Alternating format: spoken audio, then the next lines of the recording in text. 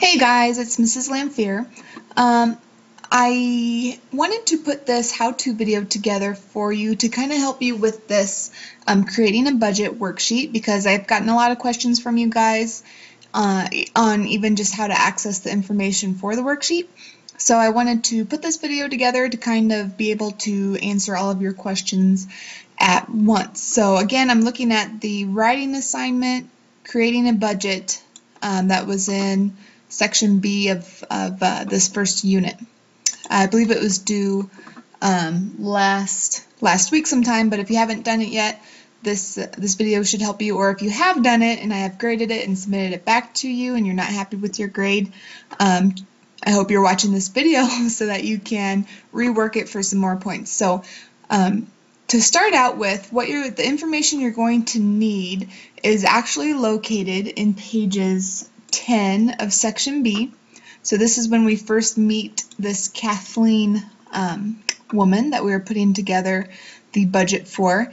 And you can either watch this video and jot down all the information, or you can click on this link and it actually takes you to the script of the video, and that gives you all of her information that you're going to need for your budget.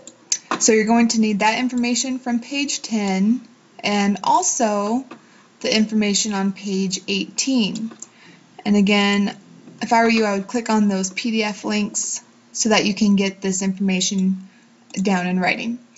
So what we learn is that Kathleen is she's started a new job and she's wanting to save money over a period of 4 years so that she can have $20,000 as a down payment for a home that she hopes to purchase again in about 4 years.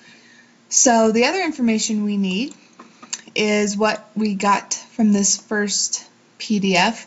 This tells you, it gives you everything from the percentage of taxes that she's going to have to pay, what her monthly paychecks look like as a gross pay. And then she basically walks you through all of the deductions that she's having taken out of her paycheck, and then gives you a final, her take-home pay for each month, which we see here. If you go down to where it says slide 6, her gross pay for a pay period, so she gets paid twice a week, we found out. Her gross pay is $1,250, but then when she went up and added up all of her deductions, she has a take-home or net pay of $805.21. So she gets paid twice a month. She said on the 15th and then again on the last day of the month, I believe. So we are working with $805.21 twice a month. So if we're going to put together a monthly budget for her, we're going to need to take this number times 2.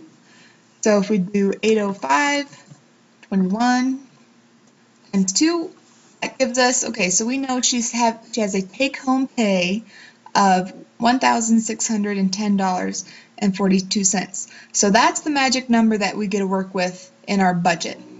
Okay, so we have to figure out how we can utilize this amount that she makes per month and put it towards everything from living expenses to any bills that she has, and so on and so forth, plus save enough for what we need to give her a down payment in 4 years. And to kind of help you with the setup, so once you've printed out your PDFs here and you go back to this last page, if I can find it, here it is, and click on your link to your budget worksheet. It's got a template put together for you, and I'm going to use one of our students in personal finance class, Thomas Reinhardt. I asked him if I could use his budget as an example for my how-to video because I think he did a great job with coming up with his numbers and giving explanations as to why he used the amounts that he did. So I wanted to share his with you guys just to give you a little introspective on how to approach this assignment. So what Thomas did, one of the first things he did was calculated how much he's going to need to save in order to reach that $20,000 mark in 4 years. Well, he did this calculations and he figured out she needs to save at least $417 a month to get that $20,000 mark in 4 years. And what you'll see throughout Thomas's budget, and what I would like to point out to you too, is if it's her goal to save this money in 4 years, she's really going to have to pinch some pennies in order to make that goal. So as you can even see here in Thomas's entertainment explanation, he's giving her $16 a month for entertainment, which you might think is pretty low, but keep in mind she's really wanting to work towards that goal of $20,000 in 4 years, so we're going to have to make some cuts somewhere. And to just walk you through, here's kind of how you should start setting up your budget. So we have our income here. This is that number we get to work with. After all of our deductions are made, she has a take-home pay of about $1,610. So then what Thomas did is he went and he did some research. Our information tells us that she lives in Oregon.